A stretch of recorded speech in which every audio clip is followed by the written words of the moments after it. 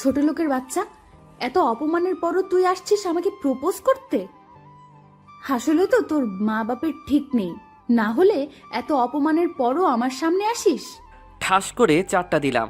তুই আমাকে বলস ভালো কথা, শেষ পর্যন্ত তুই আমার বাবা মাকে নিয়ে কথা বললি।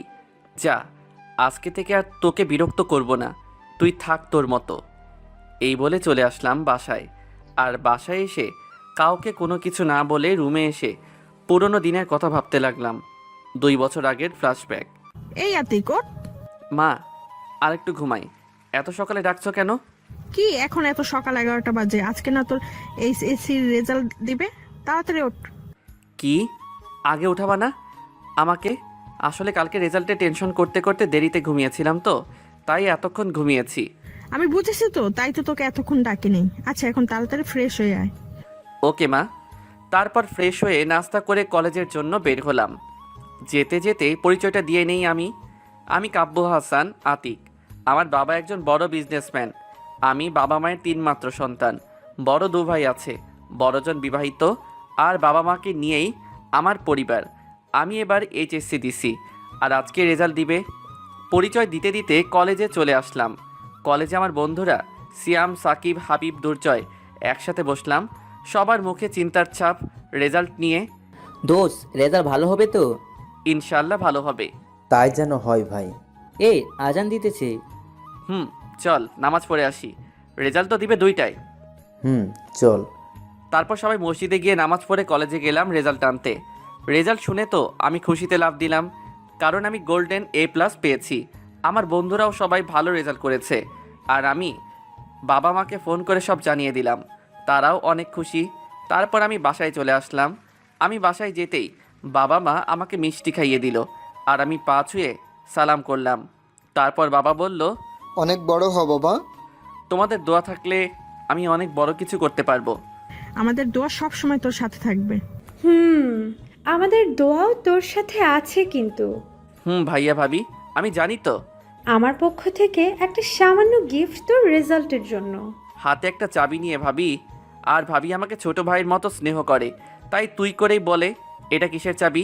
এটা একটা বাইকের চাবি। তোর ভাইয়ের আমাকে দেওয়া জমানোর টাকা দিয়ে এটা কিনেছি। এটার কি দরকার ছিল ভাবি? আপনার ভালোবাসাই তো আমার কাছে সব। তা আমি জানি রে ভাই, তবু আমার ভাই এত ভালো রেজাল্ট করবে আমি কিছু দিব না, তা তো হয় না। আর এটা আমি একা কিনিনি, তোর ভাইও টাকা দিয়েছে। আরে আরে, আমার ভাই কোথায়? আরে, তোমার আসতে এত দেরি হলো কেন? আর বলিস না, আমার সব বন্ধুদের টিট দিয়ে আসতে হয়েছে তোর রেজাল্টের জন্য। ও আচ্ছা। তা এখন বল, তুই আমার কাছে কি চাস? আরে, আমার কিছু লাগবে না। না না, তা বললে তো হবে না, তোর কিছু নিতে হবে। বল কি চাস? যা চাইবো তা দিবে তো? আমি বলছি তো দিব, তোর যা চাই বল। ওকে, আমার আর একটা ভাবি চাই। মা দেখো ও কি বলে। ও তো ঠিকই বলেছে, এখন বিয়েটা কর বাবা। ভাইয়া, এটা কিন্তু ঠিক না। তুমি বলছো আমি যা চাইবো তুমি তাই দেবে। ওকে মা, যাও, আমি বিয়ে করব। ওকে ঠিক আছে, তাহলে এখন বিয়ের ব্যবস্থা করতে হবে, দেখছি। তারপর বিয়ের ব্যবস্থা করা হলো। 15 দিন পর বিয়ের অনুষ্ঠানের সব কিছুর ব্যবস্থা করছে বড় ভাই ও আব্বু। আমিও মাঝে করে সাহায্য করি। তবে বিয়ের 7 দিন বাবা এসে বলল, বাবা, আমরা সবাই তো এখন ব্যস্ত আছি, তুই একটু তো চাচা চাচিকে নিয়ে আয় বাস স্ট্যান্ড থেকে। ওকে বাবা। আচ্ছা তাহলে তাড়াতাড়ি যা, তারা কাছাকাছি এসে পড়েছে। যাচ্ছি। তারপর আমি গাড়ি নিয়ে চলে গেলাম বাস স্টেশনে। গিয়ে বাস এখনও আসে নাই, তাই কতক্ষণ বসে অপেক্ষা করে একটা দোকানে গিয়ে একটা স্প্রিট কিনে খেয়ে বোতলটাকে দিলাম। পা দিয়ে একটা লাথি, বোতলটা গিয়ে পড়লো একটা মেয়ের গায়ে। মেয়েটির তাকিয়ে তো আমি অবাক, কারণ মেয়েটা মানুষ নাকি সবুজ ড্রেস পরা এক পরি, টানা টানা চোখ, তার উপর কাজল, সবুজ রঙের একটা হিজাব। আমি তো ক্রাশ খেলাম, তাই মেয়েটার দিকে একভাবে তাকিয়ে আছি। কিছুক্ষণ পর মেয়েটি আমার সামনে এসে ঠাস আমাকে একটা দিয়ে দিল। তারপর বলতে শুরু করলো, তুই আমার গায়ে বোতল মারলি কেন? সরি, আসলে আমি আপনাকে দেখতে পাই নাই। চুপ, তোর মতো বখাটে ছেলেদের কাজই তো এসব। আরে আপনি ভুল ভাবছেন। আমি এখন একজনকে খুঁজতে এসেছি, না হলে তোর খবর ছিল। যত সব ফালতু বলা। মেয়েটি এই বলেই হাঁটতে লাগলো। আরে আরে, কিছু না শুনেই চলে গেল। কি আজব মেয়ে বাবা, দেখতে সুন্দর কিন্তু রাগী আর অহংকারী। আমি বলতে বলতে বাস কাউন্টারের দিকে যেতে লাগলাম। গিয়ে দেখি কাকা কাকি দাঁড়িয়ে আছে। আমি গিয়ে তাদের পায়ে সালাম করলাম। তারা দুজনেই বলল, বেঁচে থাকো বাবা, আমাদের দোয়া সব সময় তোর সাথে থাকবে। চাচ্চু। মামা তোকে খুঁজতে গেছে, ও তো এখনো আসছে না। এই মামা আবার কে? কে আবার? আমাদের মেয়ে। ওই তো মেয়েটা এসে গেছে। কোথায়? পিছনে ঘুরে তো আমি অবাক, কারণ মেয়েটি হলো একটু আগে যে মেয়েটার সাথে কথা কাটাকাটি হলো সে। তাহলে কি আমার ক্রাশই হলো আমার চাচাতো বোন মামা? যাক, ভালোই হলো। মনে মনে এসব ভাবছি, তখনই মামা বলল, ওই তুই এখানে কেন? বখাটে ছেলে কোথাকার, এখন আবার আমার পিছু নিয়েছিস? আরে আপনি? কি যাতা বলছিস? তুই কি চিনিস ওকে? একটু আগেও ও আমার সাথে ঝগড়া করেছে। যাক বাবা, ঝগড়া করলো সে, দোষ দিল আমার? কি বলছিস এসব? ও এরকম করতেই পারে না, তোর মনে হয় ভুল হচ্ছে। কি? আমি বলছি তোমাদের তাও বিশ্বাস হয় না? ও কে যে ওর জন্য তোমরা আমাকে বিশ্বাস করছো না? কারণ ও হচ্ছে তোর চাচাতো ভাই আতিক। আচ্ছা বাবা, তুই বল তো কি হয়েছিল একটু আগে? আসলে কাকি, তারপর কাকিকে সব খুলে বললাম। দেখছিস, বলিস না কিছু, মিস্টেক হয়েছে। হো আচ্ছা। ওকে এখন চল তাহলে আতিক বাসায় যাই। তারপর গাড়ি নিয়ে বাসায় চলে আসলাম। বাসায় এসে ফ্রেশ হয়ে লাঞ্চ করে বাসার বাইরে আসলাম। ফ্রেন্ডদেরও আসতে বললাম, কারণ বাসায় এত মানুষের মাঝে ভালো লাগছিল না। সবাই চলে আসলো আমাদের ক্লাবে, যেখানে সবাই আড্ডা দেই। তারপর সবাই সেখানে আড্ডা দিতেছি, কিন্তু আমার আড্ডায় মন বসছে না। শুধু মামার মুখটা ভেসে উঠছে। আর ভাব, ছি, কি করে মানুষ এত সুন্দর হতে পারে? ওকে তো আমার প্রথম দেখায় ভালো লেগেছিল, এখন কি তাহলে ভালোবেসে ফেলেছি? না, এ হয় না। সে তো আমার 1 বছরের সিনিয়র। ও, আপনাদের তো বলাই হয়নি, মামা এবার অনার্স 2য় বর্ষে উঠেছে, আর আমি উঠব। এগুলো ভাবছি, তখনই সিয়াম একটা ধাক্কা দিল। ও হ্যাঁ, কি বল, কিছু বলবি? কোন জগতে আসস তুই? কেন এই জগতে? সত্যি করে বল, কি ভাবছিলি আর মিটিমিটি হাসছিলি? কি হয়েছে বল তো? আমার মনে হয় শালাই কারো প্রেমে পড়েছে।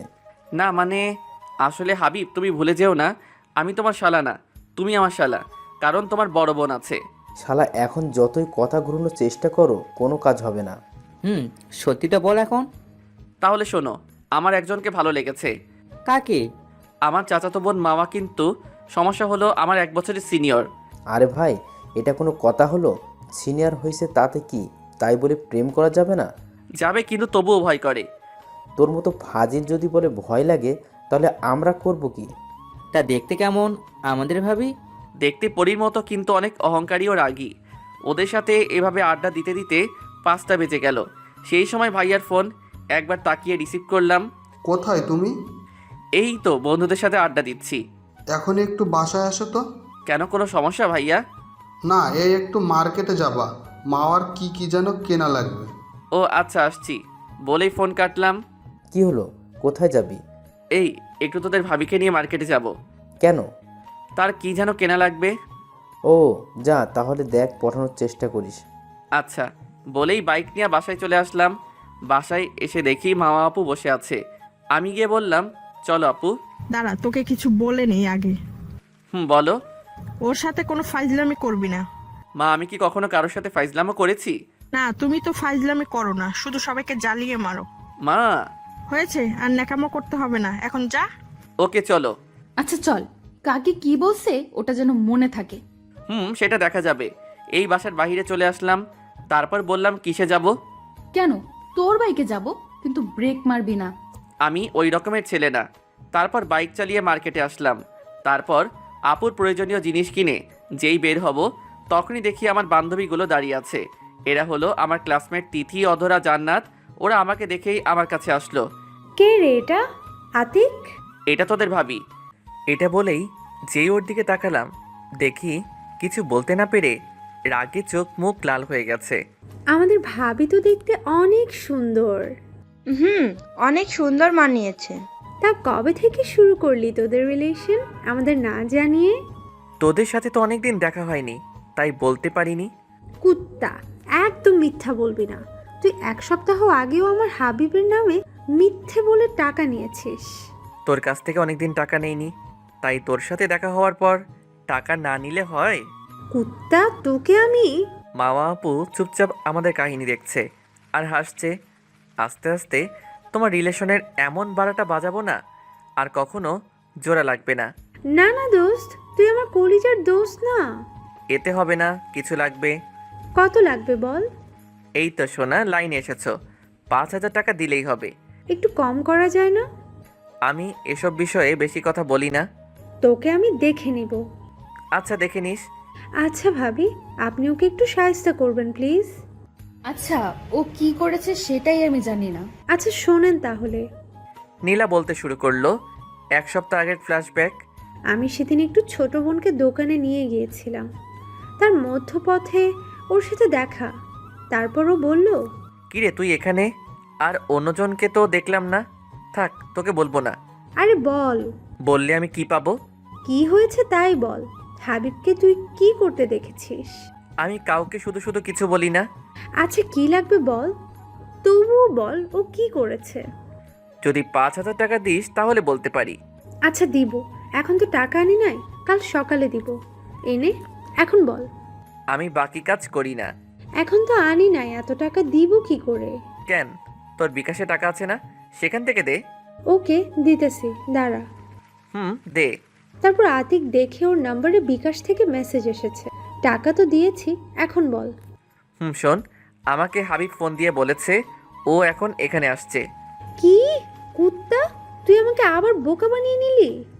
ওই দেখ, হাবিব আসতেছে। আমি পিছনে তাকিয়ে দেখি সত্যি হাবিব আসছে।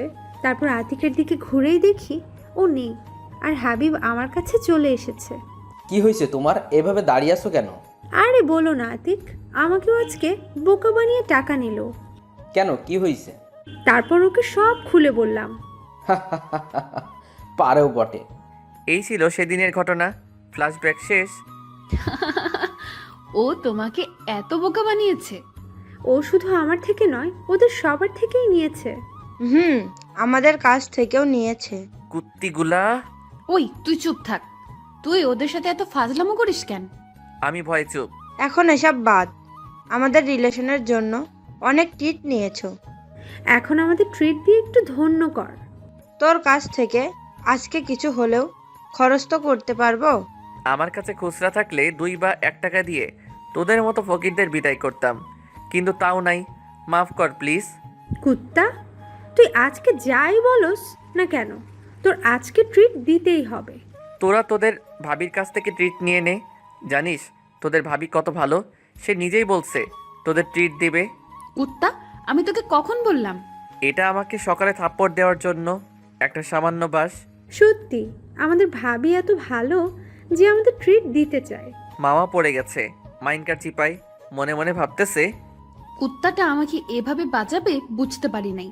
এখন মনে হয় আমার টাকাগুলো গেল। কুত্তা, তোর ব্যবস্থা পরে করতেছি, এখন ওদের ট্রিট দিয়ে নেই। আচ্ছা চলো। আরে আরে, আমার বন্ধুরা আছে না, ওদেরও আসতে বলি।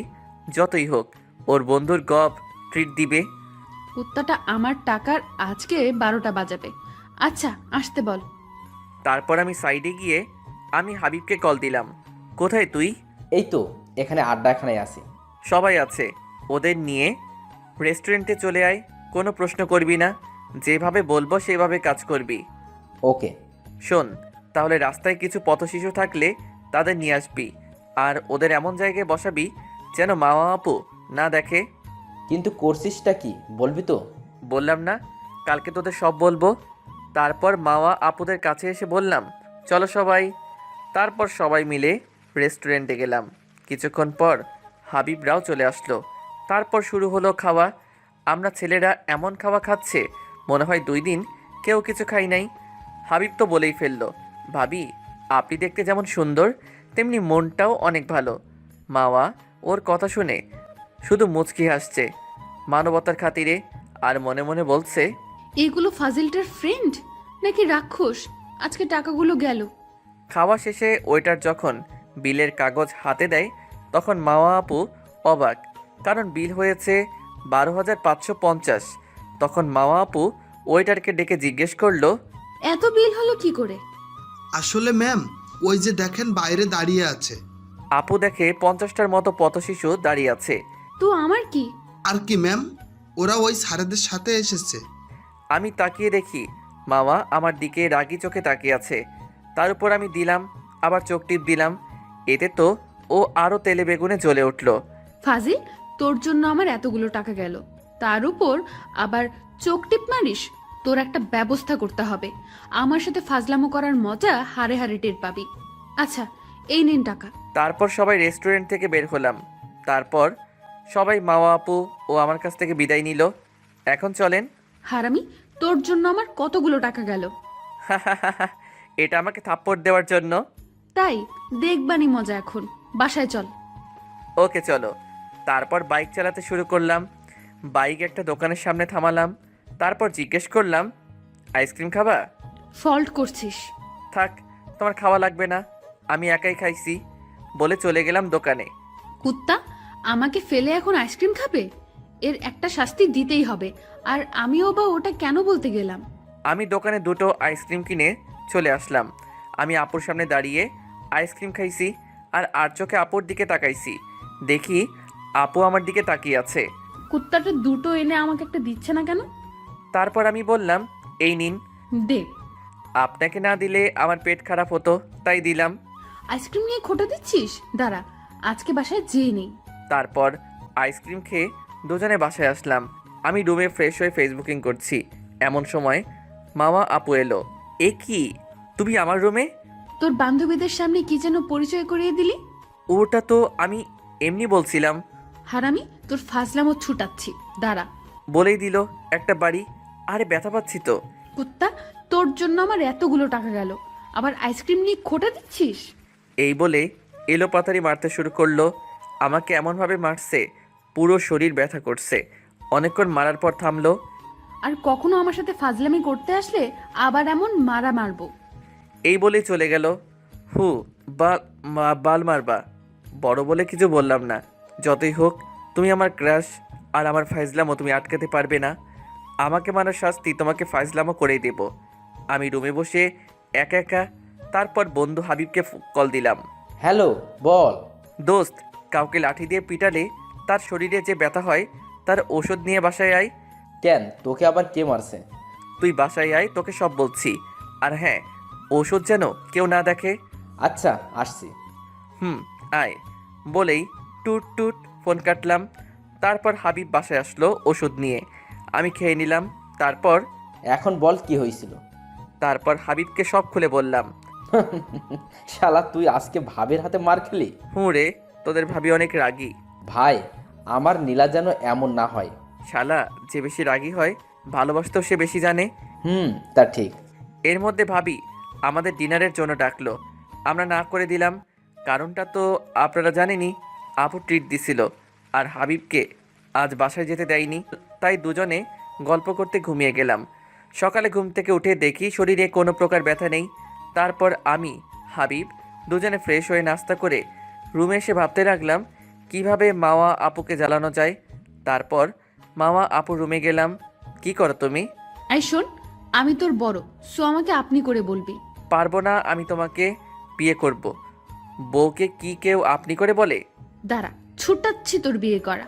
এত কাছে এসো না আপু, কিছু একটা করে ফেলবো। কি করবি তুই আমাকে? দেখবে কি করতে পারি।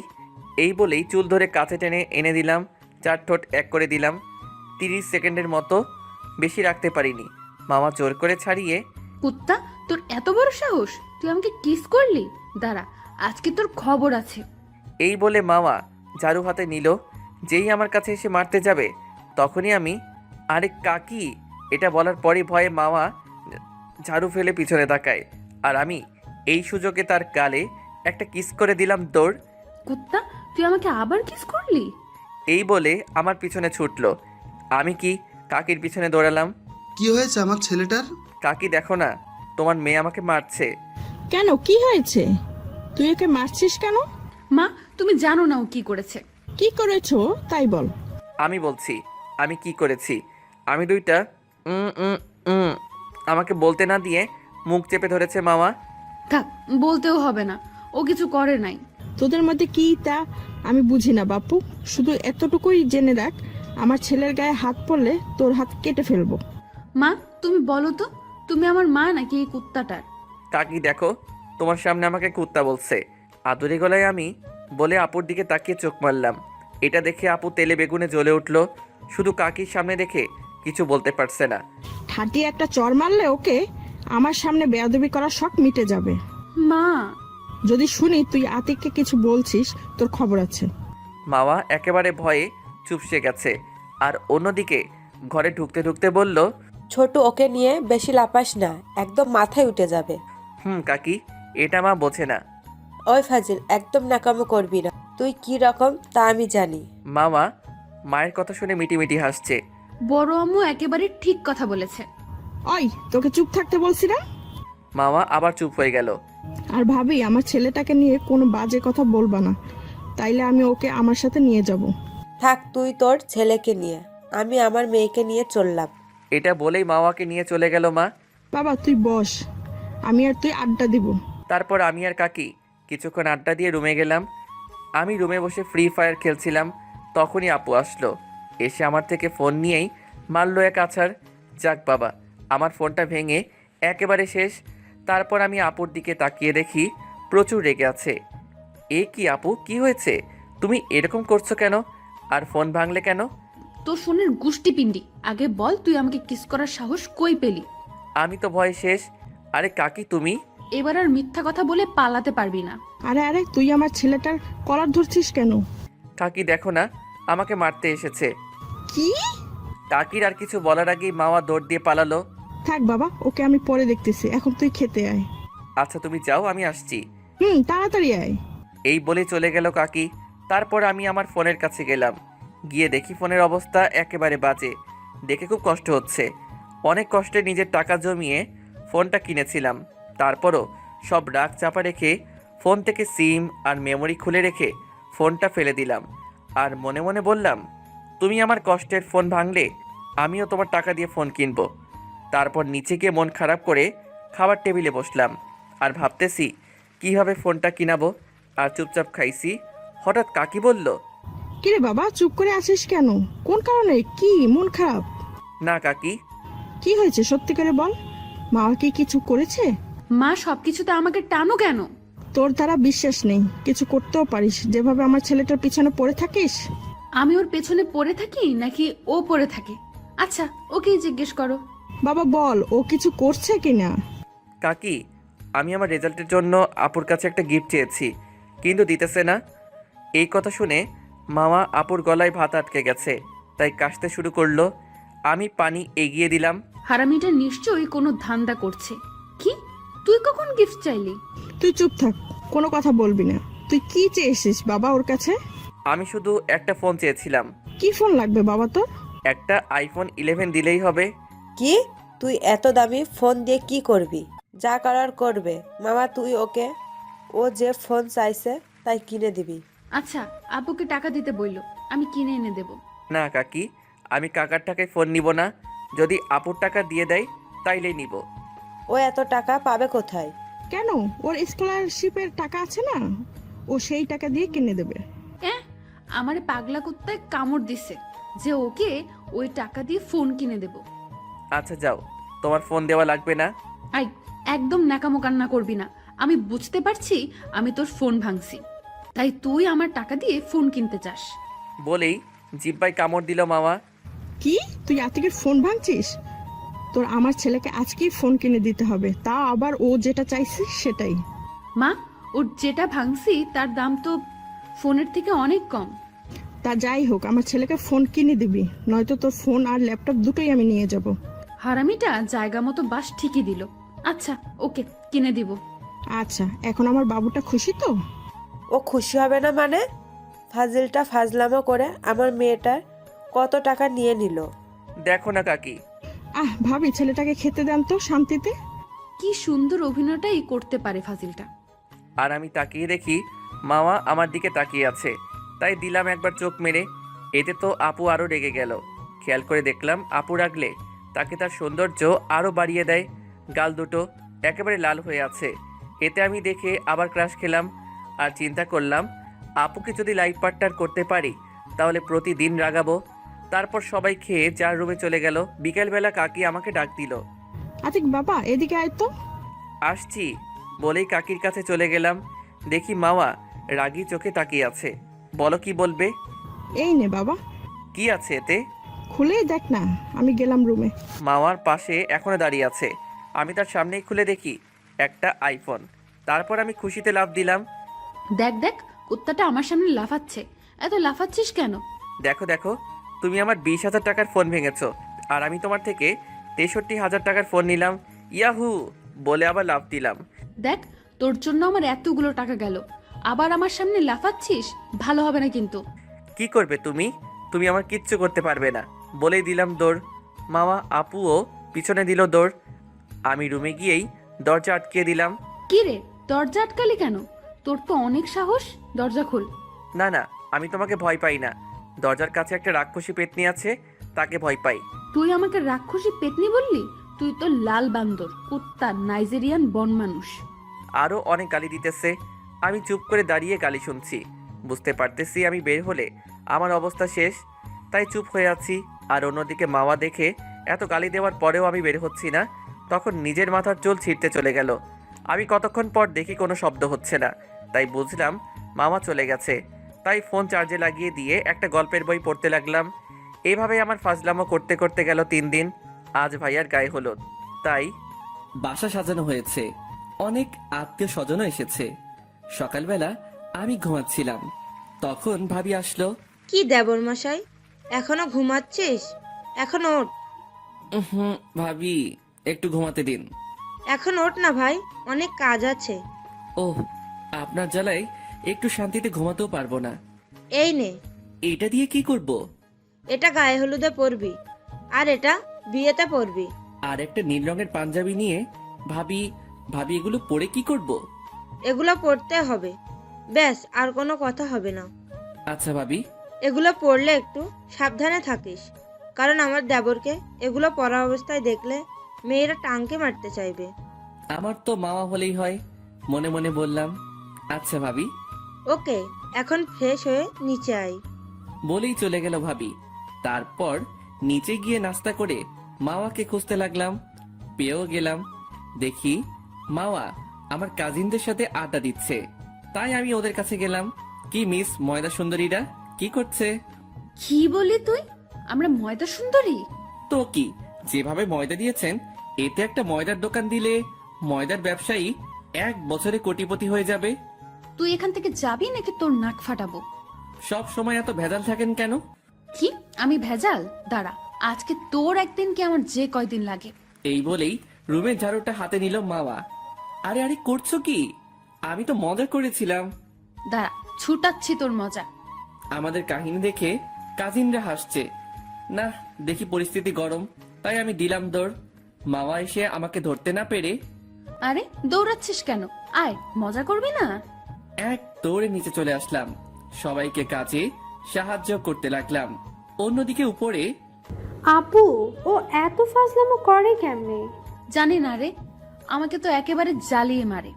আপু, তোমার কাছ থেকে কোনো টাকা নেয়নি ফাঁদে ফেলে? আর বলিস না, কুত্তাটা আমার অনেক টাকা নিয়েছে। তাই নাকি? ও তাহলে তোমাকেও ছাড়ে নাই? না, কেন? ও কি তোমাদের থেকেও টাকা নিয়েছে? শুধু আমাদের না, আমাদের বয়ফ্রেন্ডের কাছে থেকে টাকা নিয়েছে। হ্যাঁ, বলো কি? তোমাদের বয়ফ্রেন্ডদেরও ছাড়ে নাই? শুধু তাই না, তাদের বাস দিয়ে টাকা এনেছে। কি? কিভাবে? সে অনেক বড় কাহিনী। বলো শুনি।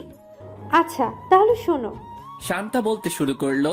সেদিন আমি আর রিমি ঢাকায় এসেছি ঘুরতে, সাথে আমাদের বয়ফ্রেন্ডও আছে। আতিক কিভাবে যেন তা দেখে ফেলেছে, তখনও মনে মনে বলল, তোরা আমাকে না জানিয়ে এখানে এসে ঘুরে বেড়াচ্ছিস? দাঁড়া, তোদের মজা দেখাচ্ছি। আমরা পাকে বসি ছিলাম, তখন আমি আর রিমি আইসক্রিম খাওয়ার জন্য বায়না করি। তারপর আমার আর ওর বয়ফ্রেন্ড আইসক্রিম কিনতে দোকানে যায়। ও তখনই তাদের কাছে যায়। হাই ভাইয়া। হ্যালো, কে আপনি? আমি আতিক, শান্তা ও রিমির খালাতো ভাই। আরে তাই নাকি? তুমি রিমির ভাই? ভাই। তা কেমন আছো ভাইয়া? আমি ভালো আছি, কিন্তু আপনারা মনে হয় ভালো থাকবেন না। কেন কেন? আপনারা কি দুজনের সম্পর্কে জেনে শুনে ওদের সাথে রিলেশনে গিয়েছেন? কেন, ওদের কি কোনো সমস্যা? অনেক সমস্যা। কোনটা রেখে কোনটা বলবো? তুমি সবগুলো আস্তে আস্তে বলো। আমি আবার কাউকে শুধু শুধু উপকার করি না। কি লাগবে তোমার বলো। কিছু চাই না, দুজনে মাত্র 10,000 টাকা দিলেই হবে। কি 10,000? তাও আবার মাত্র? কিছু কমানো যায় না ভাই? না হবে না ভাই, যদি জানতে চান তাহলে দিন। ওকে নাও। আচ্ছা, এখন তো ওরা আপনাদের জন্য অপেক্ষা করছে, তাহলে আপনারা যান। আমি এটা আপনাদের যাওয়ার আগে আগে বলবো নি। ওকে, তাহলে তুমিও এইদিকে আসো আমাদের সাথে। ভাইয়া আপনারা যান, আমার বন্ধুরাও এই জায়গায় এসেছে, আমি ওদের নিয়ে আসতেছি। তারপর কুত্তাটা আমার আর রিমির দুজনের বয়ফ্রেন্ডের সাথে কাপল পিক তুলে আমাদের কাছে আসলো। ও আর ওর বন্ধুরা এসে বসে আমাদের দুজনের ফোনে দুটো মেসেজ। আমাদের না জানিয়ে এখানে এসে ঘুরোস বয়ফ্রেন্ড নিয়ে, এখন আমাদের ট্রিট দে, না হলে কিন্তু পিকগুলো খালা খালুর কাছে পৌঁছে যাবে। তারপর শান্তা মেসেজ দিল, রিমি, তুই কি কিছু পেয়েছিস? কেন, তোর কাছেও মেসেজ গেছে? হুম। তাহলে এখন কি করবি? কি আর করার, হারামিটা এখন আমাদের টাকার 12টা বাজাবে। তাই তো দেখছি। তারপর আতিক আমাদের কাছে আসলো। কিরে তোরা কেমন আছিস? হারামিটা 22 দিতে চাইছে, এখন আবার নাদান সাজছে। ভালো, তুই কেমন আছিস? আচ্ছা, তাহলে এখনই চল রেস্টুরেন্টে ওদের নিয়ে। আমার ভাইটাকে ট্রিট হবে না? এত আদর করতেছে, ফাঁদে না পড়লে এখন লাত্তি দিতি। আরে আমার ট্রিট লাগবে না, তোরা এনজয় কর। হারামি আর কত নাটক করবি? আরে না, তুই আমার গুলুগুলু ভাই, তোর সাথে দেখা হয়েছে, ট্রিট না দিয়ে পারি? আয় ওদের সাথে পরিচয় করিয়ে দেই। থাক, লাগবে না, আমি তাদের সাথে পরিচিত হয়েছি, ঠিক না ভাইয়ারা? আমরা পরিচিত হয়েছি। আচ্ছা তাহলে চল এখন।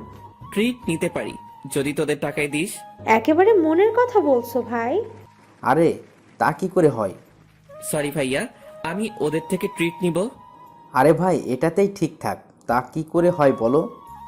সরি ভাইয়া, তাহলে আমরা খাবো না। হারামি, তুই আমাদের টাকাই খরচ করাবি, তোকে সময় মতো পেয়ে নেই। আরে ভাই চল, আমরাই খাওয়াবো। ভাই চল। তারপর ও আর ওর 10 জন সহ আমরা রেস্টুরেন্টে গেলাম। তারপর ও আর ওর বন্ধুরা সবাই যে যার মতো অনেক খাবার অর্ডার করে খায়। এমনভাবে খাবারগুলো খাচ্ছিল মনে হয় 7 দিন কিছু খায় নাই। যাই হোক, খেয়ে বের হলো সবাই।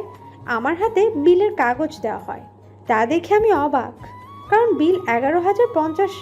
পাশে তাকিয়ে দেখি ওর বন্ধুদের হাতে এক একটা প্যাকেট। তারপর আমি বলি, এগুলো কি? আরে খাইছি তো, শুধু একজনের ট্রিট আরেকজনেরটা হাতে নিয়ে নিলাম। ওরে কুত্তা, বলেই আমি ওয়েটারকে বিল দিলাম। আচ্ছা যাই হোক, এখন ভাইয়েরা শোনো, ওদের কোনো সমস্যা নেই, আমি ফাইজলামো করে আপনাদের থেকে টাকা নিলাম। মানে কি হয়েছিল? ও তোমাদের থেকেও টাকা নিয়েছে? কি হয়েছিল সব খুলে বলো তো। তাহলে শোনো। তারপর ওরা আইসক্রিমের দোকান থেকে টাকা নেওয়া পর্যন্ত খুলে বলল। কি, ও তোমাদের এতটা বোকা বানিয়েছে? আতিক্কা পাশে তাকিয়ে দেখি ও নেই। ও তোমাদের সাথে আমাদেরও বোকা বানিয়ে টাকা খরচ করিয়ে গেল। এই ছিল আমাদের বেম্বো দেওয়ার গল্প। ও তাহলে তোমাদের এইভাবে বোকা বানিয়েছে? কি করব বলো, শয়তানটার বুদ্ধির সাথে পেরে উঠি না। ফাজিলটাকে কিছু করতে গেলে উল্টো আমাদের কিছু না কিছু করে দেয়। এখন চলো লাঞ্চ করে যে যার রুমে গিয়ে রেডি হই। আচ্ছা। আর অন্যদিকে আমি অনেক কাজ করে ক্লান্ত হয়ে রুমে গেলাম। তারপর ফ্রেশ হয়ে লাঞ্চ করে দিলাম ঘুম থেকে রেডি হয়ে হলুদ পাঞ্জাবি পরে বের হলাম। বের হয়ে দেখি হলুদের স্টেজ সাজানো শেষ হয়েছে। সিঁড়ির দিকে তাকিয়ে তো আমি অবাক, কারণ সিঁড়ি দিয়ে মামা আপু একটা হলুদ শাড়ি পরে নামছিল, যাতে হলদে পরীর মতো লাগছিল। আমি তো এক ধ্যানে তাকিয়ে আছি, তখন আপু আমার সামনে এসে হাতে তুড়ি বাজিয়ে, কি রে, এভাবে ভ্যাবলাকান্তের মতো তাকিয়ে কি দেখিস? তোমাকে দেখি। কি, তুই আমাকে দেখিস? এইভাবে বেহায়ার মতো একটা মেয়েকে দেখিস, কোনো লজ্জা করে না? আরে আমি কি বলছি, আপনার সৌন্দর্য দেখি মিস ময়দাবতী। এই কথা শুনে তো মামা রেগে আগুন। কি বললি তুই, আমি মায়াবতী? তা নয় তো কি, যেভাবে ময়দা দিয়েছেন এতে 1 বস্তা ময়দা মনে হয় আপনার মুখেই আছে। কি বললি তুই? দাঁড়া, আজকে তোর একদিন কি আমার যে কয়দিন লাগে। বলেই আমাকে ধরবে, আমাকে আর পাইকে ওখান থেকে পালালাম। কি রে, পালাচ্ছিস কেন? দাঁড়া। না শুনেই চলে আসলাম। তারপর আমি আমার ক্যামেরা নিয়ে রুম থেকে বের হলাম। সবাই আমার কাছে ছবি তুলতে চাইলেও আমি তুলিনি, কারণ ক্যামেরাম্যান আনা হয়েছে। আমি সুযোগ পেলেই শুধু মামা আপুর ছবি তুলছি। যা, তার চোখে ধরা পড়ে গেলাম আমি। তারপর আমার কাছে আসলো। তুই আমার ছবি তুললি কেন? কই না তো। তোতলাচ্ছিস কেন? তুই আমার নিশ্চয়ই কোনো ছবি তুলেছিস। কই তোতলাচ্ছি? আমি তোমার কোনো ছবি তুলিনি। বললেই হলো। দেখি তো ক্যামেরাটা, দে তো। কি করবা এটা? আমি বলছি তো ছবি তুলি নাই। আরে তুই আগে ক্যামেরা দে তো। এই বলেই জোর করে ক্যামেরাটা নিয়ে নিল মামা। ক্যামেরা নিয়ে সে তো অবাক, কারণ সে দেখে পুরো ক্যামেরা জুড়ে তার ছবি 85%। তারপর আমার দিকে রাগী লুক নিয়ে তাকালো। কি রে, তুই তো বললি একটাও ছবি তুলিসনি। আসলে আসলে কি? দাঁড়া, তোকে আজকে আমি। যেই না মারতে যাবে তখনই। আরে তোরা এখানে? আমি তো তোদের সারা বাড়ি খুঁজে বেড়াচ্ছি। কেন, কি হয়েছে? চল, এখন গায়ে হলুদের অনুষ্ঠান শুরু হবে। আচ্ছা চলো। তারপর আমি মামা আপুর হাত থেকে ক্যামেরাটা নিয়েই একবার চোখ মারলাম। তাতে তো সে আগুন। শুধু কাকি আছে দেখে আমাকে কিছু করছে না। কাকি না থাকলে আমার 12টা বাজিয়ে ছাড়তো। তারপর গায়ে হলুদের অনুষ্ঠান শুরু হলো। যে যাকে পারছে হলুদ লাগাচ্ছে, কিন্তু মামা আপুকে দেখতে পেলাম না। তাই হাতে কিছু হলুদ নিয়ে তাকে খুঁজতে লাগলাম। তারপর ছাদে এসে দেখি একা দাঁড়িয়ে আছে। আমি পিছন থেকে গিয়ে হলুদ লাগিয়ে দিলাম দৌড়। সেও কিছু করতে পারলো না। কুত্তাটা, আমি জানতাম এমন কাজ তুই ছাড়া আর কেউ করবে না। এত কষ্টে পালালাম, তাও ছাড়লি না। সবার হাত থেকে বাঁচলেও আমার হাত থেকে বাঁচতে পারবে না। কুত্তা, আমাকে এত জ্বালাস কেন বলতো? তোমাকে ভালোবাসি বলে। কি বললি? হ্যাঁ, হবে কি তুমি আমার রাত জেগে গল্প করার সাথী? দেবে কি তোমার কোলে মাথা রেখে জ্যোৎস্না রাতে চাঁদ দেখার অধিকার? দিবে কি আমার সাথে গধূলি লগনে হেঁটে হেঁটে বহুদূর যাওয়ার অধিকার? দিবে কি তোমার বুকে মাথা রেখে ঘুমানোর অধিকার? হবে কি আমার আম্মুর ছোট ছেলের বউ? হবে কি আমার বাবার নাতি নাতনির মা? তুই এত খারাপ হবে জানতাম না। আমি তোর বড় বোন হই। তাতে কি? তুমি তো আর আমার আপন বোন না। তাছাড়া চাচাতো বোনকে বিয়ে করা যায় যাচ্ছে। তাছাড়া আমি তোর বড়। বড় হলে বিয়ে করা যাবে না, এটা কোথাও লেখা আছে? বলিস না, আমি তোকে ভালোবাসি না। তাছাড়া আমি তোকে সহ্যই করতে পারি না। এই বলেই চলে গেল মামা। তুমি যতই আমাকে না না করো, আমি তোমার পিছু ছাড়ছি না। তারপর নিচে চলে আসলাম। তারপরের দিন বিয়েটা খুব ভালোভাবে সম্পন্ন করা হয়। আর মামা আপুকেও আমি আগেই মতোই চালিয়েছি বিয়ের দিনও। যাই হোক, বিয়ের সব কার্যক্রম শেষ। ভাবির সাথেও আমার অনেক ভাব হয়েছে। দুই ভাবি আমাকে ছোট ভাইয়ের মতোই ভালোবাসে, কারণ একজনেরও কোনো ছোট ভাই নেই। বিয়ের 7 দিন পর সব আত্মীয় স্বজন চলে গেছে, শুধু মামা আপুরা বাদে। আমি ঘুমাচ্ছিলাম। এই উঠ, আর কত ঘুমাবি? ভাবি ঘুমাতে দিন। কি, তুই উঠবি নাকি পানি দিব? তোমরা দুজন সকাল সকাল কি শুরু করেছো? আজকে তুই আমাকে আর রিদিকে নিয়ে ঘুরতে যাবি। এখন পারবো না, আমাকে ঘুমাতে দাও। আচ্ছা ঠিক আছে, তোর যাওয়া লাগবে না। আমরা তোর কে হই যে তুই আমাদের সাথে যাবি? তাই? কতদিন হলো আমাকে নিয়ে ঘুরতে যাস না। থাক, তোর যাওয়া লাগবে না। এভাবে ইমোশনাল ব্ল্যাকমেইল করো না তো। আচ্ছা ঠিক আছে, আমরাই যাই। আরে শোনো, এভাবে রাগ করো কেন? তোমরা ঘরে গিয়ে রেডি হও। আচ্ছা ঠিক আছে আমার সোনা ভাই। ভাবি শোনেন না? বল। মামা আপুকেও সাথে নিয়ে চলো না। কেন, ওকে নেবো কেন? কেন, সামথিং সামথিং চলছে নাকি? না মানে আসলে ভাবি। তাহলে কি মাওকেই আমাদের যা করতে হয়? আমি তো চাই, কিন্তু সে তো আমাকে পাত্তাই দিতে চায় না। দিবে দিবে, সারাদিন পিছনে আমার আঠার মতো লেগে থাকে। আচ্ছা তাহলে তাই করব। আচ্ছা শোন, আমরা রেডি হচ্ছি, তুই রেডি হয়ে নাস্তাটা কর। আচ্ছা। তারপর আমি রেডি হয়ে নিচে গিয়ে নাস্তা করলাম। তারপর বের হলাম তাদের নিয়ে। সাথে মামা আপুও আছে। যেতে চেয়েছিল না, কিন্তু ভাবিদের জন্য রাজি হলো। তারপর গাড়ি নিয়ে চলে গেলাম নদীর পাড়ে। ভাইয়ারাও নাকি একটু পর আসবে, তাহলে ভালোই হবে। মামা আপুকেও জানাতে পারবো। একটু পর ভাইয়ারাও চলে আসলো। তারা নিজেদের বউ নিয়ে আলাদা হয়ে গেল। চলো আমরা ওই দিকটা থেকে ঘুরে আসি। তোর সাথে কোনো কথাই বলতে ইচ্ছে করছে না। তবু তোমাকে যেতেই হবে। তারপর জোর করে নিয়ে দুজনে ঘুরলাম। সন্ধ্যায় সবাই একসাথে বাসায় ফিরলাম। তোমাদের জন্য একটা খুশির খবর আছে। কি বলো বাবা? তোমার চাচ্চু এখন থেকে আমাদের ঢাকায় থাকবে। মানে? হ্যাঁ, আমরা এখানে একটা ফ্ল্যাট কিনেছি, এখন থেকে ওটাতেই থাকবো। তাই বলো, কি ভালোই হয়েছে। কিন্তু বাবা, আমার ভার্সিটি। সমস্যা নাই, ট্রান্সফার করে এনে এখানে ভর্তি করব। আচ্ছা বাবা, তোমরা যেটা ভালো মনে করো। আমি তো সেই খুশি। এখন থেকে মামা আপুকে প্রতিদিন দেখতে পারবো আর জানাতে পারবো। তারপর সবাই ডিনার করে রুমে গেলাম। কয়েকদিনের মধ্যে কাকারা ঢাকায় শিফট হয়েছে। আর একটা খুশির খবর হলো, মামা আপু যে ভার্সিটিতে ভর্তি হয়েছে, আমিও সেটাতেই চান্স পেয়েছি, সাথে আমার বন্ধুরাও। যাই হোক, ভার্সিটির প্রথম দিন গেলাম, বাইক নিয়ে গেলাম। তারপর ভার্সিটিতে আমি আমার বন্ধুদেরকে দেখে তাদের সাথে আড্ডা দিচ্ছিলাম। তখন দেখি মামা আপু ও তার বান্ধবীরা কলেজে ঢুকছে। আমি তাদের সামনে গেলাম। হাই আপু। তুই এখানে? তোর জ্বালায় কি কোথাও একটু শান্তিতে থাকতে পারবো না? যাকে ভালোবাসি তার কাছে না আসলে চলে বলো? তোকে কতবার বলবো আমি তোকে ভালোবাসি না? তুমি যাই বলো না কেন, আমি তোমাকেই ভালোবাসি। তোকে বলছি না আমি তোকে ভালোবাসি না, তারপরও কেন আমার সামনে আসিস? এই বলে চলে গেল মামা। তুমি যতই বলো আমাকে ভালোবাসো না, আমি তোমার পিছু ছাড়ছি না। আমি তোমাকে অনেক ভালোবাসি। মনে মনে বলতে বলতে বন্ধুদের কাছে এলাম। দোষ, মা ভাবি তোকে মারলো, তুই কিছুই বললি না কেন? আরে ভাই, প্রেম করতে গেলে একটু কষ্ট করতে হয়। এটা জানি, কিন্তু এভাবে না মারলেও পারতো। আরে বেটা, দেখি কি করে আমাকে ভালো না বেসে থাকতে পারে। ভাই চেষ্টা কর, কিন্তু সাবধানে। আচ্ছা ভাই, চল ক্লাসে যাই। চল।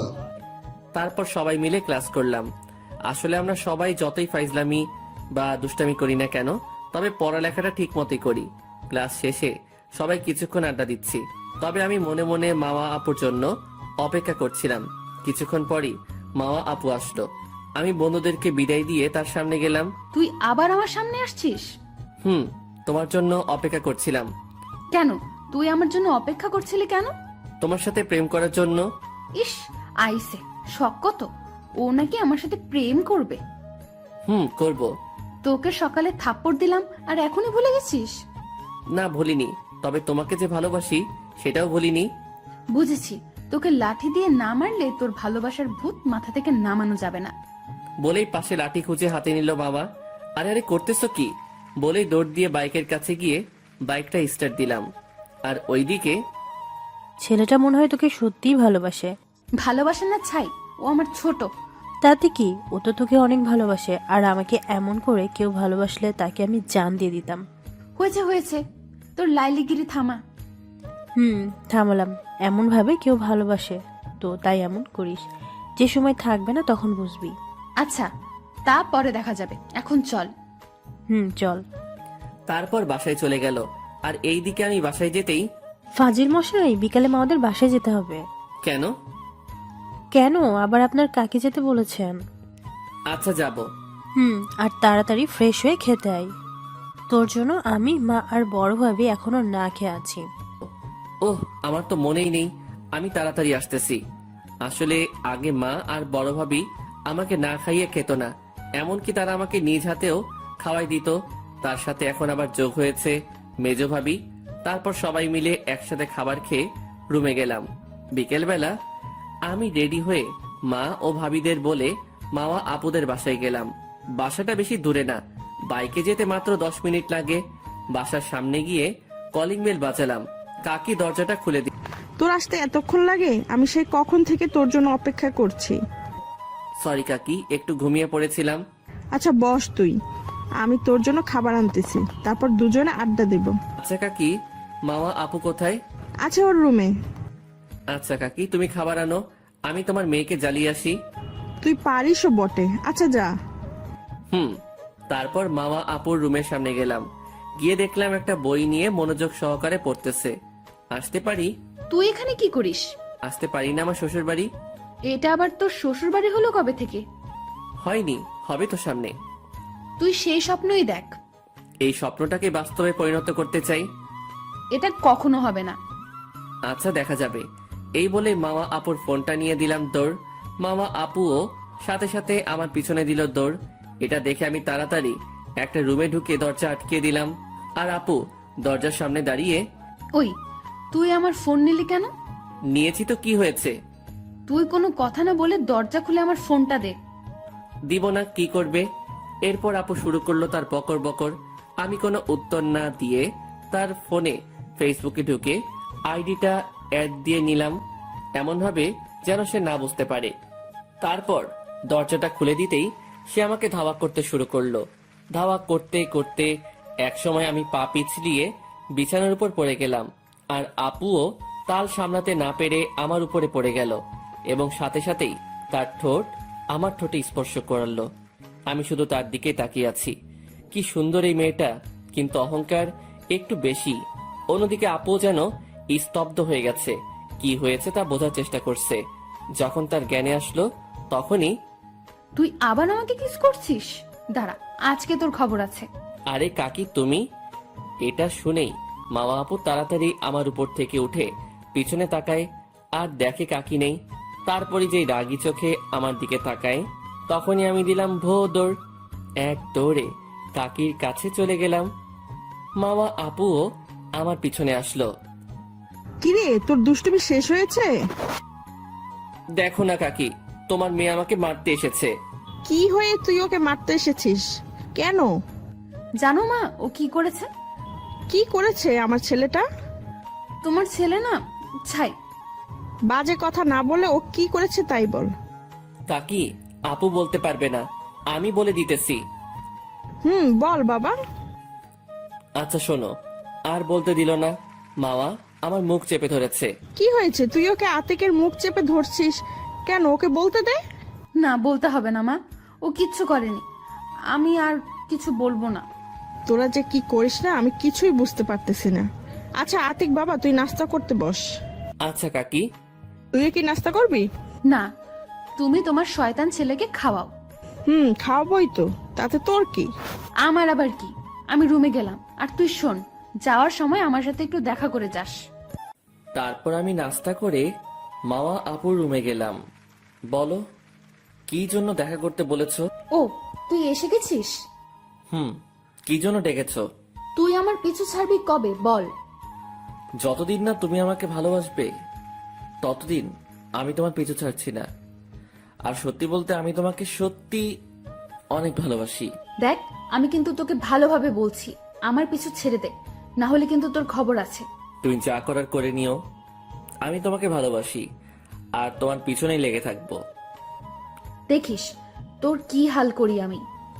আচ্ছা, বলেই চলে আসলাম আমি। তারপর কাকিদের বাসা থেকে বেরিয়ে বন্ধুদের কাছে গেলাম। আরে আয় আয়, তোর জন্য অপেক্ষা করছিলাম। আমি জানি, তাই তো তোদের কাছে আসলাম। চল চা খেয়ে আসি। চল। তারপর সবাই চা নিয়ে আবার মাঠে বসলাম। দোস্ত, ভাবি মানে মা আপুর কি অবস্থা? আরে ভাই, ওটা মেয়ে না আগুন, কোনোভাবে আমার ভালোবাসা বুঝতে চায় না। তা তো আমরা জানি। সারা জানোস যখন, তাইলে একটা বুদ্ধি দে। ওকে শোন, তাহলে তোর মামা আপুকে আরো ভালোভাবে ইমপ্রেস করতে হবে। চেষ্টা তো করতেছি। শোন, তুই আপুকে প্রতিদিন গোলাপ ফুল দিয়ে প্রপোজ করবি। আপু কি শালা ভাবি বলবি? আর দেখা হলে তাকে ভাবি বলে ডাকে দিবি। আর হ্যাঁ, এখন থেকে প্রতিদিন গোলাপ ফুল দিয়ে প্রপোজ করব। কিন্তু কিন্তু কি ভাই, সে যা রাগী কিনা আমাকে প্রতিদিনই থাপ্পড় মারে। একটু কষ্ট তো করতেই হবে। আচ্ছা ঠিক আছে, 4টা বেজে গেছে, এখন চল সবাই বাসায় যাই। আচ্ছা ঠিক আছে, কাল থেকে কাজ শুরু করে দিস। আচ্ছা। তারপর সবাই বাসায় চলে গেলাম।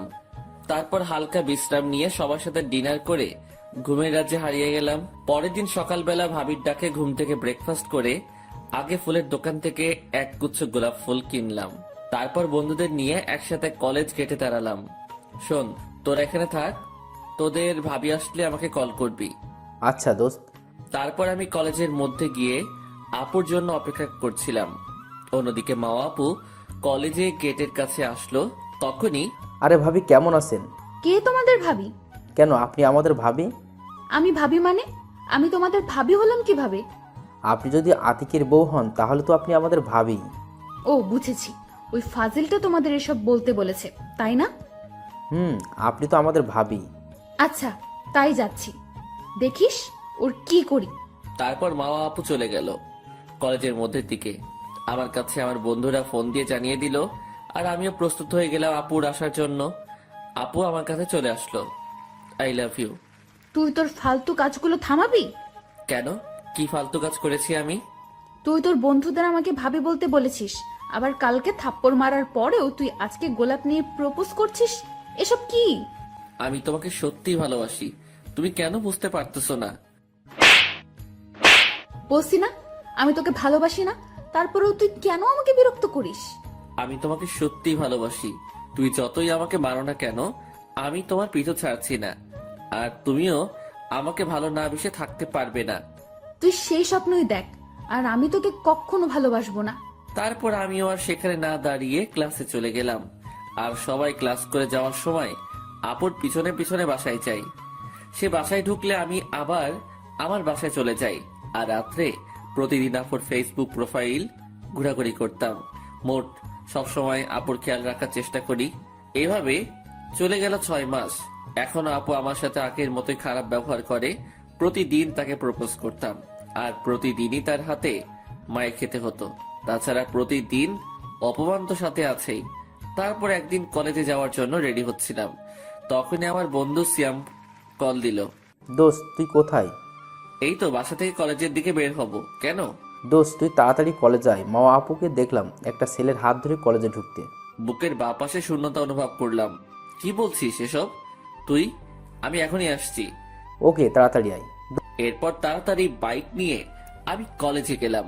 কলেজে গিয়ে দেখি সত্যিই মামা আপু একটা ছেলের সাথে বসে আড্ডা দিচ্ছে। এটা দেখে আমার চোখ ভিজে গেল। তারপর আমি তাদের সামনে গেলাম। আমাকে দেখে আপু, ও তুই এসে গেছিস, আয় তোর সাথে পরিচয় করিয়ে দেই। এই হচ্ছে আমার বয়ফ্রেন্ড সিফাত, ওর সাথে ফেসবুক থেকে রিলেশন শুরু করেছি। মানে এটা কি আপু? আমি তোকে পাগলের মতো ভালোবাসি, আর তুমি কিনা তার সাথে রিলেশনে গিয়েছো? ও কি বলছে এসব মামা? আরে তুমি কিছু মনে করো না, ও এরকমই। ওর পরিচয় তো তোমাকে দেওয়াই হলো না। ও হচ্ছে আমার কাজিন আতিক, আর ও আমাকে প্রতিদিনই আই লাভ ইউ বলে, বাট আমি ওকে ভালোবাসি না। ও তাই বলো মামা? আর শোনো আতিক, তুমি আর মামাকে ডিস্টার্ব করবে না। ও তোমাকে ভালোবাসে না, ও আমাকে ভালোবাসে, তাই ওকে আর জ্বালাতন করবে না। আমি কিছু না বলে সেখান থেকে চলে গেলাম বন্ধুদের কাছে। দোস্ত তুই মন খারাপ করিস না। দোস্ত কি করব বল, এত ভালোবাসার পরও আমি ওকে আমার ভালোবাসা বোঝাতে পারলাম না। দোস্ত শোন, চল আমরা আজকে ক্লাস করব না, চল ঘুরতে যাই। না ভাই, আমার এখন ভালো লাগছে না, আমি একটু বাসায় যাব। ভাই এভাবে মন খারাপ করে থাকিস না। আমি উঠে দাঁড়িয়ে ওদের কোনো কথার উত্তর না দিয়ে বাসায় চলে আসলাম। বাসায় যাওয়াতে মা ও ভাবিরা অবাক, কারণ আমি এই সময়ে কখনো বাসায় ফিরি না। কিরে তুই আজকে এত তাড়াতাড়ি ফিরে এলি যে? তোর কি শরীর খারাপ? না মা, তাহলে তোকে এত বিষণ্ণ দেখাচ্ছে কেন? এমনি আজকে কিছু ভালো লাগছিল না, তাই চলে আসলাম। ও তাইলে রুমে গিয়ে বিশ্রাম নে। আচ্ছা বলেই রুমে চলে গেলাম আমি। তারপর অনেক কান্না করলাম। কান্না করতে করতে কখন যে ঘুমিয়ে গেলাম নিজেও জানি না। এক ঘুমে দুপুর 3টায় উঠলাম। তারপর বাসা থেকে বের হলাম, বন্ধুদের কাছে যাব আর বাইরে খেয়ে নিব। এই কথা বলে তারা অনেক জোর করছিল খাওয়ার জন্য, আর এত ঘুমানোর কারণ কি জানতে চাইছিল। আমি কিছু না বলে চলে আসলাম। বাইরে বের হয়ে দেখলাম বন্ধুদেরকে, ওরাও আমাদের বাসায় ঢুকছিল। ও তুই বের হয়েছিস, আয় আমরা তোকে নেওয়ার জন্য এসেছি। দোস্ত এভাবে মন খারাপ করে থাকিস না, চল আমরা ঘুরতে যাই। কোথাও ঘুরতে গেলে ওর মন ভালো হতে পারে। কি রে কিছু বলছিস না কেন? ওর মুখ দেখলে বোঝা যায় ও কিছু খায় নাই, চল কিছু খাবি। তারপর ওরা জোর করে খাওয়ালো আর নদীর তীরে ঘুরতে নিয়ে গেল। তারপর সেখানে কিছুক্ষণ আড্ডা দিলাম। যেই উঠে দাঁড়ালাম তখনই দেখলাম মাওয়া আপুর বয়ফ্রেন্ড সিফাত যাচ্ছে। আমাকে দেখে সে দাঁড়ালো, তারপর আমার কাছে আসলো। তখনই সে বলল, কি রে শালাবাবু, ছেঁকাটা বেশি খেয়েছিস নাকি? চেহারার অবস্থা তো খারাপ হয়েছে। দেখেন আপনি ওর সাথে মজা করবেন না ভাই। হা হা হা, আমি আবার ওর সাথে মজা করব কেন? আপনি কিন্তু রীতিমতো আমার বন্ধুকে অপমান করতেছেন। এই তুমি চুপ থাকো, আমি ওর সাথে কথা বলছি। এবার আমি মুখ খুললাম। কি হয়েছে ভাই, আপনি ওকে ধমক দিয়ে কথা বললেন কেন? এবার মুখ খুলেছে আমার ছেঁকা খাওয়া শালাবাবু। কে আপনার শালাবাবু? আর একবার ফালতু কথা বললে এর ফল কিন্তু ভালো হবে না। এই তুই কি আমাকে হুমকি দিচ্ছিস? আমি আপনার সাথে কোনো খারাপ ব্যবহার করতে চাই না, আপনি প্লিজ এখন এখান থেকে চলে যান। কেন, আমি সত্যি কথা বলেছি তাই গায়ে লাগছে? আপনি কিন্তু এখন অতিরিক্ত করছেন। এর ফল কিন্তু ভালো হবে না। কি করবি রে তুই আমাকে? দেখবি তুই আমি কি করতে পারি। তুই কাজটা কিন্তু ভালো করলি না, এর ফল ভালো হবে না, দেখে নিস। তুই যা করার করে নিস। তোরাও বিয়াদবি করলি, দাঁড়া আগে এর ব্যবস্থা করি, তারপর তোদের। আরে যা যা, দেখি কি করিস। আচ্ছা। বলেই চলে গেল সিফাত। তারপর বন্ধুদেরকে, তোরা আবার ওর সাথে ঝগড়া করলি কেন? তো কি করব, ও তোকে এভাবে অপমান করবে আর আমরা কি তা শুধু দেখব? আমরা যা করছি ঠিকই করছি, আমাদের যা হবে একসাথে। তোরা আমার বন্ধু না, তোরা আমার কলিজা। এটা বলেই কেঁদে দিলাম আমি, ওরাও কেঁদে দিল। তারপর আরো কিছুক্ষণ কথা বলে যে যার বাসায় চলে গেলাম। রাতে সবার সাথে ডিনার করলাম, না হলে সবাই সন্দেহ করবে যে কিছু না কিছু হয়েছে। তারপর ঘুম দিলাম। সকালবেলা সিয়ামের ফোন আসলো। দোস্ত, তুই কোথায়? তাড়াতাড়ি কলেজ যাই। কেন, কি হয়েছে? একটু আগে দুর্জয় ওর বোনকে প্রাইভেটে দিয়ে আসার সময় সিফাত ও ওর বন্ধুরা দুর্জয়কে খুব মেরেছে। কি বলছিস এসব? আমি এক্ষুনি আসছি। তারপর আমি তাড়াতাড়ি করে বাসা সামলিয়ে কলেজে চলে গেলাম। কলেজে গিয়ে এক মেয়ে দুর্জয়কে নিয়ে হাসপাতালে গেলাম, কারণ ওর কপাল একটু কেটেছে। তারপর মাথায় ব্যান্ডেজ করে আবার কলেজে আসলাম। তারপর সবাই মিলে ওকে আজকে বিকালে নদীর পাড়ে বসে মারার প্ল্যান করলাম। অতঃপর দুর্জয়কে বাসায় পাঠিয়ে দিয়ে আমরা ক্লাস করলাম। তারপর বিকেলবেলা আমাদের প্ল্যান মতো আমাদের ব্যাচের সব বন্ধু বান্ধব প্ল্যান মোতাবেক নদীর পাড়ে বিভিন্ন জায়গায় বিভিন্নভাবে ছড়িয়ে ছিটিয়ে আছে। তারপর সিফাত ও আমাদের প্ল্যান মতো এখান থেকে যাচ্ছে, আর তখনই আমি তার সামনে গেলাম। সে আমাকে দেখে ভয় পেয়ে গেল। কিরে তুই এখানে? তুই দুর্জয়কেই মেরেছিস কেন? ও আমার সাথে বিয়াদবি করেছে, তাই মেরেছি, আর তোদেরও ছাড়বো না। কি বললি তুই? আমার চিৎকার শুনে সবাই আমার কাছে চলে আসলো। না, আমি আর কাউকে মারবো না, আমাকে মাফ করে দে ভাই। আর এতক্ষণ তো বড় বড় কথা বলতেছিলি, এখন হাওয়া শেষ হয়ে গেছে। না, আমি আর কিছুই করব না, প্লিজ আমাকে ছেড়ে দাও। আমাদের কোনো বন্ধুর গায়ে হাত দিলে আমরা কাউকে ছাড়ি না, আর তোকেও ছাড়বো না। তারপর আমরা সবাই মারতে শুরু করলাম। শালার একটা হাত ভেঙে দিলাম। দুর্জয় তো আরো মারতে চেয়েছিল, আমি অনেক কষ্টে ছাড়িয়েছি। ভাই তুই আমাকে ছেড়ে, ওকে আমি আজ মেরেই ফেলবো। না থাক, ছাড় ভাই, ওকে আমরা অনেক মেরেছি, এখন ছেড়ে দে। অনেক কষ্টে ছাড়লাম ওকে আমি। তারপর সিফাতকে একটা রিকশায় করে হাসপাতালে পাঠিয়ে দিয়ে আমরা সবাই যে যার বাসায় চলে গেলাম। পরের দিন সকালে আগের মতো করে কলেজে গেলাম। তারপর হঠাৎ করে মামা আপু ডাক দিল। আমি না শুনে চলে যাচ্ছিলাম, কারণ আমি তার সামনে যাই না। সেই ঘটনার পরে যে আমার ভালোবাসা বুঝলো না, তার সাথে আর কিছু না করাই ভালো। সে তো অন্য একজনকে ভালোবাসে, তাকে নিয়ে সুখে থাকুক। আমি আর তার মাঝে যেতে চাই না। কিন্তু জোর করে মামা আপু আমার সামনে আসলো। কলেজের ছাত্র ছাত্রীরা সবাই দাঁড়িয়ে আমাদের দিকে তাকিয়ে আছে, আর আমাকে থামিয়ে বলতে শুরু করলো, তুই তোর বন্ধুদের নিয়ে সিফাতকে মারলি কেন? আমি কাউকে শুধু শুধু মারিনি, আপনি ভালোভাবে খোঁজ নিয়ে দেখতে পারেন। তুই মারলি কেন? সিফাত আমাকে সব বলেছে, ও আমাকে ভালোবাসে, সেই জন্যই তুই ওকে মেরেছিস। আরে আমি সেই জন্য মারিনি। তুই ওকে মারলি কেন? আরে আমার কথা শুনবে তো? কি শুনবো তোর কথা? তুই ওকে শুধু শুধু মারলি কেন? আসলে তোকে প্রশ্রয় দিতে দিতে মাথায় তুলে ফেলেছি। তোকে এত মেরেছি, তবুও তোর লজ্জা হয় না?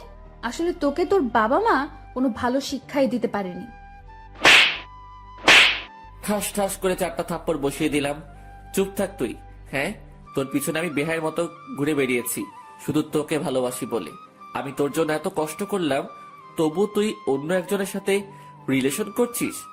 আমি কিছু বলিনি, আমি চেয়েছি তুই ভালো থাক, তাই আমি তোদের মধ্যে আসিনি। কিন্তু ও আমার বন্ধুকে মেরেছে।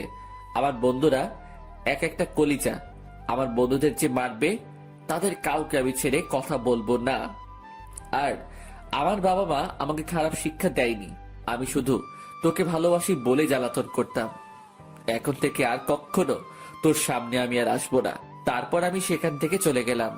বন্ধুরা আমাকে বাসায় নিয়ে গেল। ফ্ল্যাশব্যাক শেষ। সেদিন বাসায় গিয়ে অনেক কান্না করলাম। অনেকে অনেকবার ডাকার পরও দরজা খুললাম না। তারপর চিন্তা করে দেখলাম সে যখন আমাকে ভালোবাসে না, তাই আমিও আর তার সামনে যাব না। অনেক কষ্ট করেছি তার জন্য, এবং অনেক কষ্ট করেছি। তাই সিদ্ধান্ত নিলাম ওই ভার্সিটিতে আর ক্লাস করব না। ক্লাস করব একটা প্রাইভেট ভার্সিটিতে, আর শুধু পরীক্ষাটাই আমাদের ভার্সিটি থেকে দিব। বিকালে রুম থেকে বের হলাম। আমাকে দেখে মা বাবা ভাবিরা আর ভাইয়ারা অবাক চোখে তাকিয়েছে। আমি রুম থেকে বের হচ্ছি না, এটা শুনেই বাবা আর ভাইয়ার বাসায় চলে এসেছে। কি হয়েছে তোর বাবা? তুই আটকে রেখেছিস কেন? তাছাড়া তোর চোখ লাল কেন? তাই তো মনে হচ্ছে অনেকক্ষণ ধরে কান্না করেছে। তুই কি কোনো কারণে কান্না করেছিস? এমন সময় কাকি আসলো। কি হয়েছে বাবা তোর? তুই এমন করছিস কেন?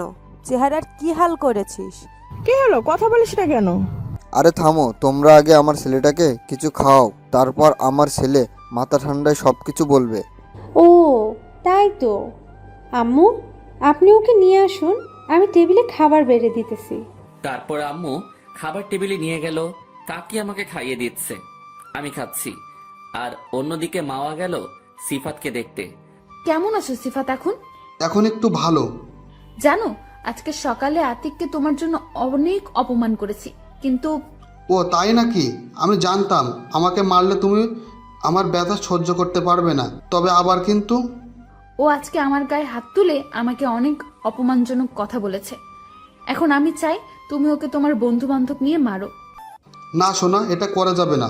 ওদের ফ্রেন্ড সার্কেল অনেক ডেঞ্জারাস, পরে আমাদের অনেক ক্ষতি করবে। তাহলে এখন কি করবে? শোনো, আমার কাছে একটা বুদ্ধি আছে। আমরা অন্য এলাকা থেকে গুন্ডা ভাড়া করে এনে মারি, তাহলে কেমন হয়? ও তাইলে অনেক ভালো হয়। শোনো, যে সময় মারবে আমি ওদের সাথে থাকবো। আচ্ছা। তারপর সিফাত ওর বন্ধুকে সব ব্যবস্থা করতে বলে, আর ওর বন্ধু সব করেও ফেলে। তা শুনে মামা অনেক খুশি। মামা, আমরা বিয়ে করব কবে? করব আমার পড়াশোনাটা শেষ হলে। তুমি একবার চিন্তা করে দেখেছো, তোমার বাবার সম্পত্তি আর আমাদের সম্পত্তি যখন এক হবে, তখন আমরাই হব এই শহরের টপ বিজনেসম্যান। আচ্ছা, আমি এখন যাই, মা চিন্তা করবে। আচ্ছা যাও, আর বিকেলে ফোন দিলে চলে আসবে। তারপর মামা আচ্ছা বলেই বাসায় চলে গেল। আর এইদিকে আমার খাওয়া শেষ। এখন বল ভাই, তোর কি হয়েছে? কিছু না ভাইয়া, আমাকে একটু বাইরে যেতে দাও, ঘুরতে যাব। আমার এখানে ভালো লাগছে না। আচ্ছা যা, রাত্রে কিন্তু সব বলতে হবে। আচ্ছা বলবো। তারপর বন্ধুরা আমাকে আড্ডা দেওয়ার জায়গায় আসতে বলে। তারপর সবাই মিলে আড্ডা দেওয়ার জায়গায় চলে আসলাম। দোস্ত, এখন মাওয়া আপুর পিছনে তোকে যেন আর না দেখি। ভাই, এখন ওকে ভুলে নতুন করে শুরু কর। দোস্ত, আমি আর এই ভার্সিটিতে থাকতে চাই না। তুই এই ভার্সিটিতে না থাকলে আমরা কেউ থাকবো না। দোস্ত চল, আমরা কুমিল্লা প্রাইভেট ভার্সিটিতে ক্লাস করি আর এখানে পরীক্ষার সময় পরীক্ষা দেই, কারণ ওই ভার্সিটিতে আমার কাকা একজন প্রফেসর। আমি তো এটাই চাই। তাইলে আর কি, সিয়াম তুই তোর কাকার সাথে কথা বল, আর আমরা কুমিল্লা যাওয়ার প্ল্যান করি। তাই করি আমরা। আচ্ছা ঠিক আছে, আমি কাকার সাথে কথা বলবো। তারপর আজকে আমি ওদের সাথে বেশি আড্ডা দিলাম না, বাসার দিকে রেডি হলাম। তারপর আমি 5:30টায় ওদেরকে বলে আড্ডা থেকে বিদায় নিলাম। আমি বাইক নিয়ে বাসার দিকে যাচ্ছিলাম, তখনই আমার সামনে একটা কালো গাড়ি আসলো। তখনই আমি ব্রেক করলাম। তারপর গাড়ি 15 জন মুখ বাঁধা মানুষ নামলো। কিরে, তোর নাকি এই এলাকায় কেউ কিছু বলতে পারে না? আপনারা কারা? আমার কাছে কি চান? আমরা তো জীবন চাই। কি বলতে চান আপনারা? তারপর লোকটি কিছু বলার আগেই আমার মাথায় কে যেন আঘাত করলো। আমি মাথায় হাত দিয়ে পিছনে তাকিয়েই দেখি মাওয়া আপু হাতে লাঠি নিয়ে দাঁড়িয়ে আছে। আপু তুমি? হ্যাঁ আমি। আর এই লোকগুলো আমার ভাড়া করা। কিন্তু তুমি আমাকে মারতে চাও কেন? তুই সিফাতকে মেরেছিস, তাছাড়া আজকে কলেজে সবার সামনে থাপ্পড় মেরেছিস। এগুলো কি আমি এমনি এমনি ছেড়ে দেব? তুমি তো আজকে আমাকে মেরে ফেলবে, তাহলে আমি কিছু কথা বলি। একদিন তোমার এই অহংকার ভেঙে যাবে, সেদিন তুমি আমায় চাইবে কিন্তু পাবে না। আর হ্যাঁ, সিফাত তোমাকে নয়, তোমার টাকাকে ভালোবাসে। আমার এই কথাটা মিলিয়ে নিও। এই দিনটা কখনো আসবে না। এই বলেই আরেকটা বাড়ি দিল মাওয়া। তারপর সবাই মিলে মারতে থাকলো। একসময় আমার চোখ বুঝে গেল ব্যথার আঘাতে। তারপর যখন আমি চোখ মেলে তাকালাম, তখন দেখি আমি হাসপাতালের বেডে শোয়া। আমি নড়তে পারছিলাম না। আমার সারা শরীরে প্রচুর ব্যথা এবং হাতে পায়ে ব্যান্ডেজ। আমার জ্ঞান ফিরতে দেখে মা আমার কাছে এসে ডাক্তারকে ডাক দিল আর আমাকে ধরে কান্না করে দিল। ওইদিকে মায়ের ডাক শুনে ডাক্তার দৌড়ে কেবিনে আসলো। কি হয়েছে? আপনি এভাবে চিৎকার করছেন কেন? আমি কিছু বলতে পারলাম না, কথা বলতে কষ্ট হচ্ছে, তাই চুপ থাকলাম। ডাক্তার, আতিকের জ্ঞান ফিরেছে, এই দেখুন। তারপর ডাক্তার আমার দিকে তাকালো, তাকিয়ে দেখে সত্যি আমার জ্ঞান ফিরেছে। এই কথা শুনে আমার পরিবারের সবাই ভিতরে চলে এসেছে, সাথে মামা ও কাকা কাকিও এসেছে। তারপরও কি হয়েছে বাবা, তোর এই অবস্থা কি করে হলো? এটা শুনে আমি মামা আপুর দিকে তাকালাম, দেখি সে ভয়ে চুপসে গেছে। তাই আমি অনেক কষ্টে বললাম, একটা গাড়ির সাথে অ্যাক্সিডেন্ট করেছি। কিন্তু ডাক্তার তো বলল তোকে অনেকেই মিলে মেরেছে এবং মাথায় একটা জোরালো আঘাতও করেছে। ভাই বল, তুই কে? তোর গায়ে হাত দিয়েছি, আজই হবে ওর শেষ দিন।